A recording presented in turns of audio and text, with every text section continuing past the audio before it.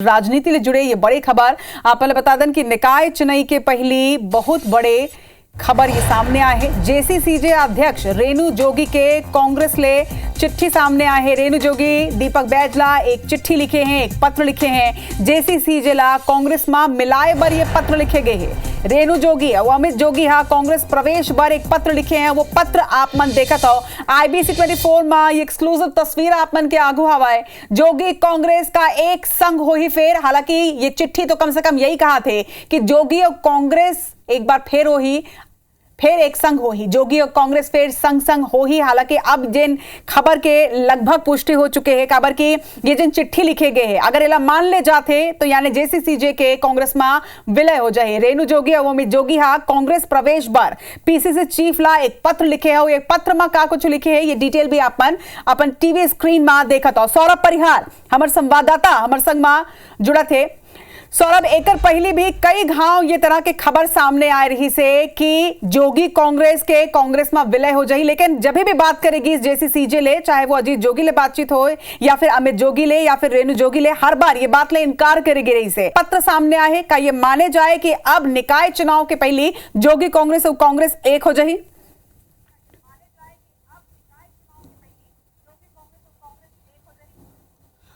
बिल्कुल देखो रचना ये देखो मोर हाथ में जेने पत्र है भी और एक पत्र में जेने स्पष्ट रूप से जनता कांग्रेस छत्तीसगढ़ के अध्यक्ष है रेणु जोगी है वो विलय लेके पत्र लिखे और एक वक्त हमारे साथ देखा था कि रेणु जोगी जी है।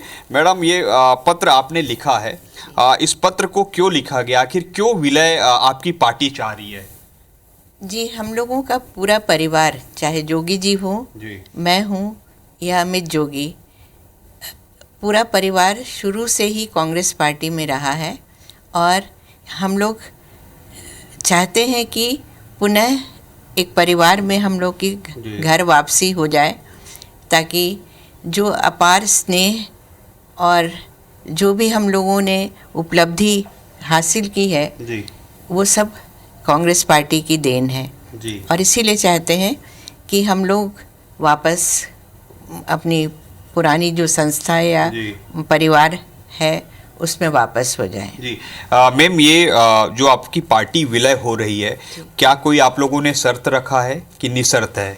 नहीं निशर्त, हम लोग चाहते हैं कि निशर्त ही, यानी हम लोग की कोई मांग नहीं है और बिना किसी शर्त के वापस करने का अनुरोध किया है और मैं आशा करती हूँ कि कांग्रेस पार्टी हम लोगों को स्वीकार करेगी।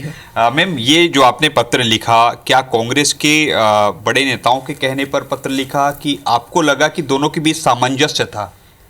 जी सामंजस्य या मैं कहूँगी कि स्वेच्छा से हम लोगों ने ये पत्र लिखा है कि अपनी मूल जो परिवार था या पार्टी थी उसमें वापस हो जाएं और उसी में हम लोगों को सच कहो तो सुख शांति और चैन मिलेगा। मैम लेकिन आपने पत्र तो लिख दिया है, लेकिन उम्मीद है कि आपके पार्टी का विलय हो जाएगा, वो भी तब जब अमित जोगी को लेकर या और कुछ अन्य बातों को लेकर कंट्रोवर्शियल रहता है। उम्मीद है, उम्मीद पे ही जीवन कायम रहता है। तो मैं उम्मीद करती हूँ कि कांग्रेस पार्टी हम लोगों को सहानुभूतिपूर्ण निर्णय हमारे प्रति लेगी और पुनः अपने परिवार में शामिल करेगी। मैम ऐसा पहली बार देखा जा रहा है कि छत्तीसगढ़ निर्माण के बाद जो है जोगी परिवार से एक भी सदस्य नहीं है, तो क्या 2028 या हो सकता है कि आने वाले समय में वन नेशन वन इलेक्शन की बात हो रही है तो उसमें जोगी कांग्रेस भी अगर कांग्रेस से पार्टी मिलती टिकट मिलती तो उस पर वो लड़े? ये प्रश्न का जवाब तो भविष्य के गर्त में है, पर मेरी उम्मीद है कि जोगी परिवार का एक सदस्य कम से कम विधानसभा में रहे ताकि जनता की आवाज़ वहाँ बुलंद कर सके, उनकी समस्याओं को प्रभावशाली ढंग से उठा सके। जी मैम एक लास्ट सवाल है कि आपकी और गांधी फैमिली का बड़ा जुड़ाव रहा, जोगी जी भी गांधी फैमिली से जुड़ाव रहे। जब 8 साल 2016 में आपकी पार्टी बनी और 2024 है तो ये 8 साल का जो अंतर है वो कैसे आपका कटा? क्योंकि आप जो है जब जोगी जी पार्टी बनाए तब भी आप जो है कांग्रेस की विधायक थी, मुझे बहुत अच्छे से याद है, तो ये 8 साल आपने कैसे बिताए? जी ये मेरे लिए कठिन समय ज़रूर था, पर किसी न किसी माध्यम से मैंने श्रीमती सोनिया गांधी जी से सतत संपर्क बनाया। अभी उनका बर्थडे भी 9 तारीख को था, दिसंबर। तो मैंने अनफॉर्चुनेटली वो नहीं रहे, श्री माधवन जी के द्वारा कुछ छोटी सी भेंट हमारी जो लड़कियां बनाती हैं कढ़ाई मरवाही आर्ट, उसका एक तोहफा उनको भेजा था जी।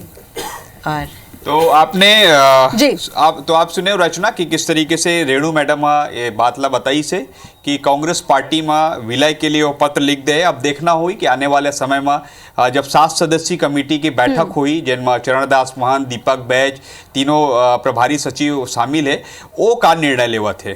जी जब बातचीत पर आपके बहुत बहुत शुक्रिया सौरभ।